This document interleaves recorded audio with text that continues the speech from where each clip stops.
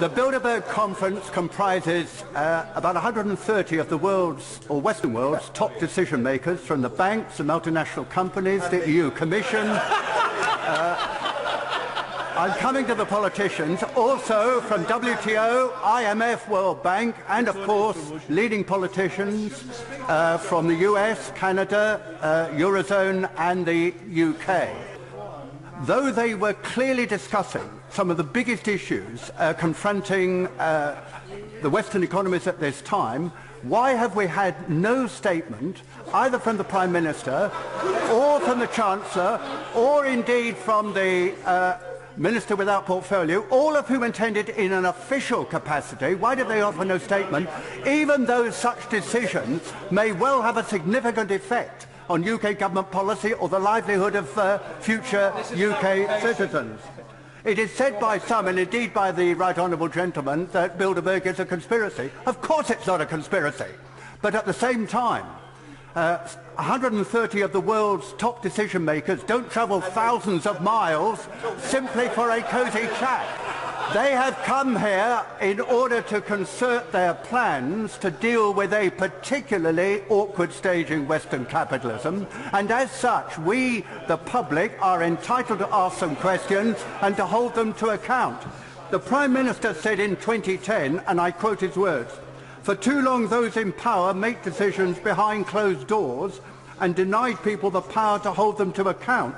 This coalition is driving a wrecking ball through that culture, and it's called transparency."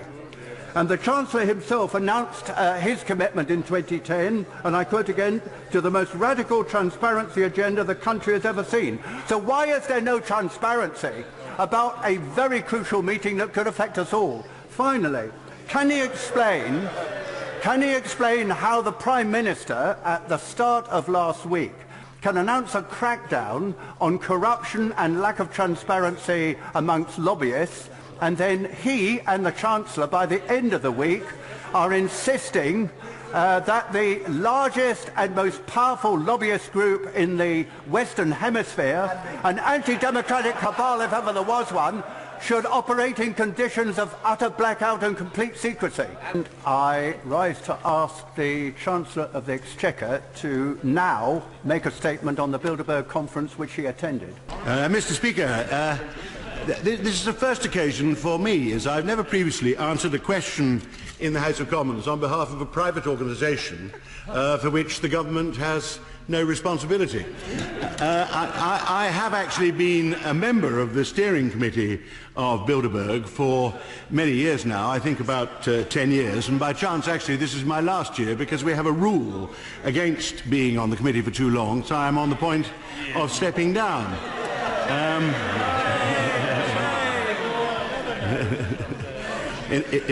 Others are timeless with no rules at all, but this particular role I have now reached the end of my allotted span.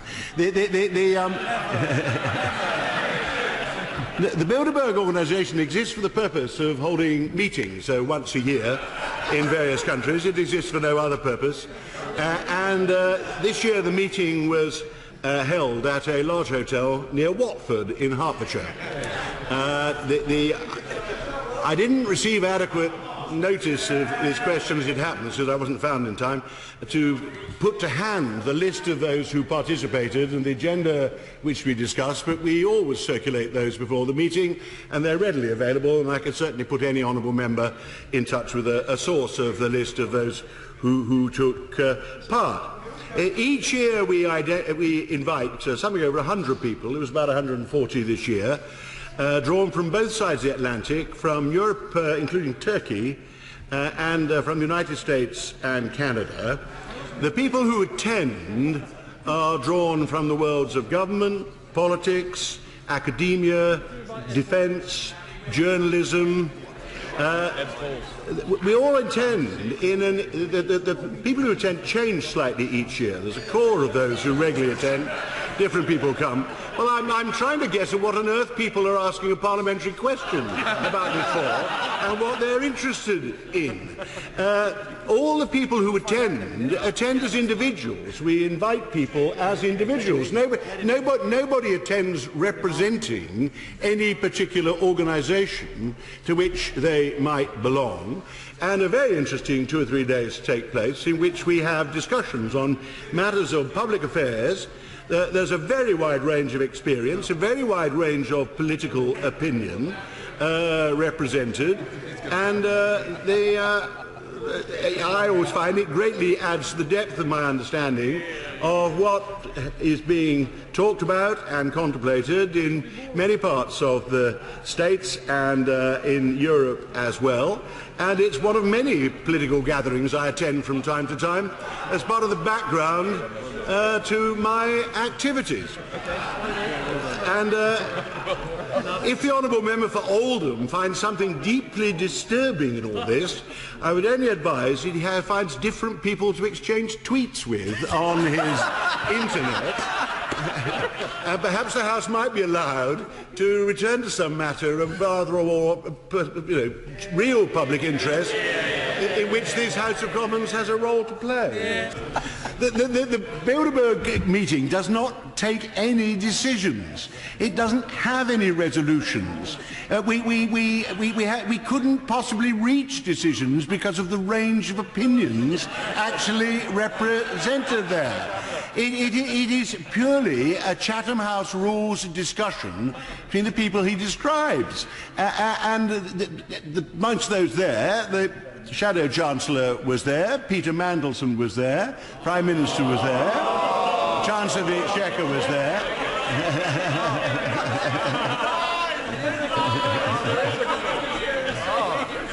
And most of us said things which, in the discussions which wouldn't have come as a surprise to any of us because we knew what our opinions were. We go there for the chance of having an off-the-record, informal discussion with the range of people he's described, who are indeed distinguished, but are not remotely interested in getting together to decide or organise anything. If the Honourable Member actually would like to have an invitation, that's what really lies behind, then I will take his own distinguished claims on participation in the group carefully into account, though I will, of course, consult the Shadow Chancellor before taking this a step further. But this really, with the greatest respect, is total, utter nonsense. And I would normally regard the Honourable Member as not the sort of person to be taken in by this sort of rubbish. We all take part in lots of political and other discussions as private individuals on Chatham House rules where we do not expect everybody to go out giving a version of what we've just said. Nobody alters their opinions when we're there. On transparency, this government is by a street the most transparent government that I have ever been in. But we can only be transparent for those things for which the government has responsibility, and what we're doing as a government. Wasn't, Mr. Speaker? We all attend extremely informally. We're not there in any capacity. Order! As one of the British parliamentarians who attended the weekend meeting in Watford, alongside the Prime Minister, the Chancellor, Lord Mandelson, Baroness Williams and the Right Honourable Gentleman himself, can I ask the Minister without portfolio, does he agree with me it's important that government ministers and shadow ministers meet regularly to discuss important issues with fellow government ministers, opposition politicians, academics, journalists and business leaders from around the world? Can he confirm over the last 60 years the annual Bilderberg meeting has been properly attended by Prime Ministers, Chancellors and Shadow Ministers from all sides of this House, including Lord Healey, Lord Ashdown and the late John Smith?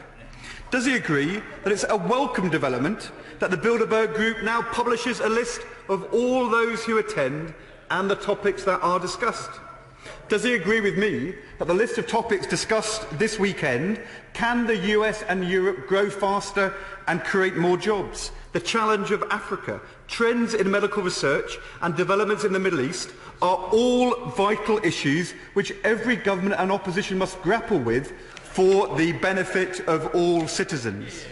And could I finally say, Mr. Speaker, we fully understand that it is because the Minister without portfolio is a member of the Bilderberg steering group that he is well qualified today to answer this question, which was asked to the Chancellor for that reason and not for his economic expertise. If, on the other hand, the Minister without portfolio were to stand in at the next Treasury questions, then we and all conspiracy theorists would then rightly be concerned. I'm grateful to the right honourable gentleman for perhaps addressing the question more straightforwardly than I did. He's obviously feeling a little defensive. He's making it a little more seriously than perhaps, probably very much more wisely than I did. But everything he said is, of course, entirely right. I have attended the Bilderberg meetings for many years, actually.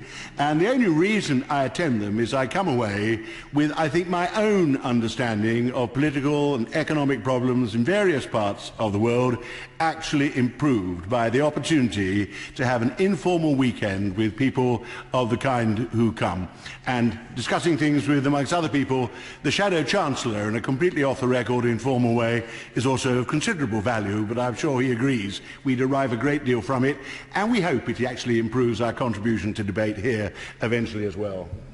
Our honourable friend, the member for Penrith and the Border, was previously invited to a Bilderberg conference, and I wonder if the Minister, as a member of the steering committee, if he could tell us why he's been dropped. Has he done something wrong? No, there's every year about half those participating have never been before, and quite a lot of people only come for one meeting. The number of people who come every year is comparatively small. There's a kind of core of which, for some extraordinary reason, I have become one of those over about the last decade. The honourable member for, my honourable friend, the member for Penrith the Border, made a most distinguished contribution, but he should not be disappointed that he wasn't invited next year. The British Committee were actually trying to bring a rising star of a younger generation in, because one of the whole points is we do not want the whole thing to become an ageing establishment of people who used to be something important in government. I have no doubt that one day they will implore my right honourable friend to attend again, but I can't guarantee when that will be. I wouldn't be seen dead with them. How come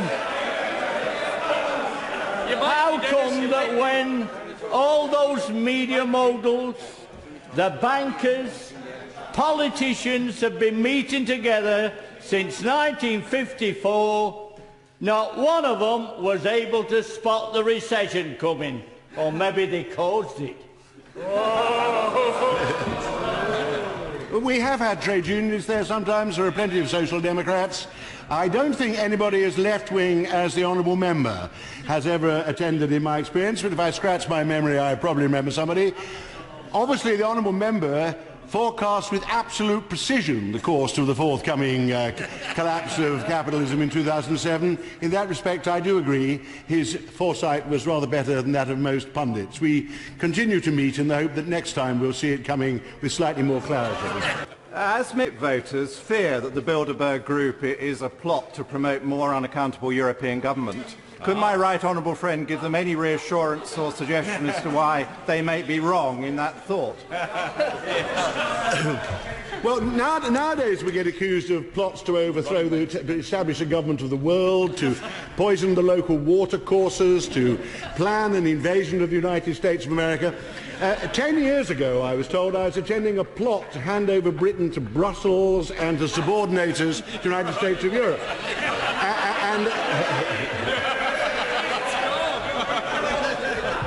The next instalment of the plot comes later. But I used then to point out that a fellow member of the steering committee was Mr. Conrad Black. And in private as in public, Mr. Conrad Black was not in favour of handing anything over to Brussels and wasn't in any way furthering this cause. I regret to say that Mr. Black is the only member who ever attended, I recall, who has since had the misfortune to be sentenced to a sentence of imprisonment, whereupon he has withdrawn from the Bilderberg meetings.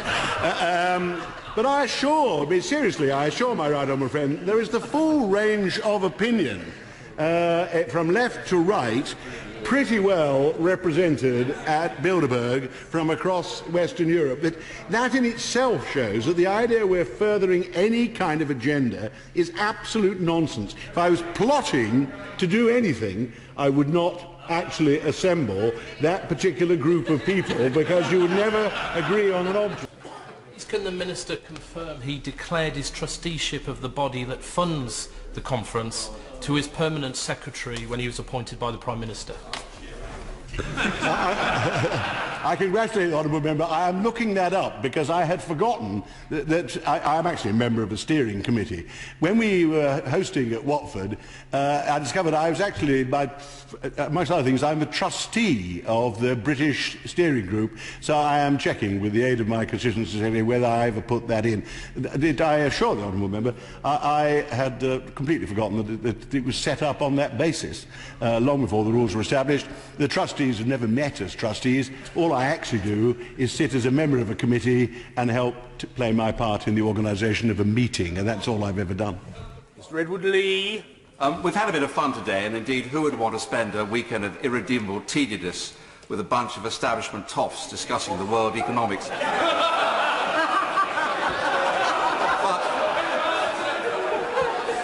But the serious point is this, surely, and I put this to my right honourable friend: why on earth does the House of Commons think it's necessary to discuss what's said in a private meeting anyway? Perhaps my right honourable friend wasn't here when I started. This is the first time I've ever risen in the House of Commons to answer questions on behalf of a private organisation for which the British government has absolutely no responsibility whatever. Speaker, I know I can't be described as a rising star, and so should I not presume that my invitation was lost in the post? But can the Minister explain to us whether or not, either formally or informally, he took the opportunity whilst there to discuss his campaign to keep the UK within the European Union, and which members of the European Union were actually at this particular conference? Well, firstly, he would not be surprised to know that I don't think I'm being too indiscreet to say that the subject of the future of the European Union and Britain's participation in it did come up from time to time in the weekend. From many countries, people do have actually quite a strong interest in that subject. So it was discussed, but again, on Chatham House rules, and no conclusions of any kind were reached, I can assure you. My right honourable friend, the only British citizen on the steering committee, and who does he think his replacement will be? No, the other members at the moment are John Kerr and Marcus Aegis, and I don't know who my successor will be. Order. We're slightly overrepresented, which probably a reflection of the quality of debate in this place and elsewhere in the United Kingdom.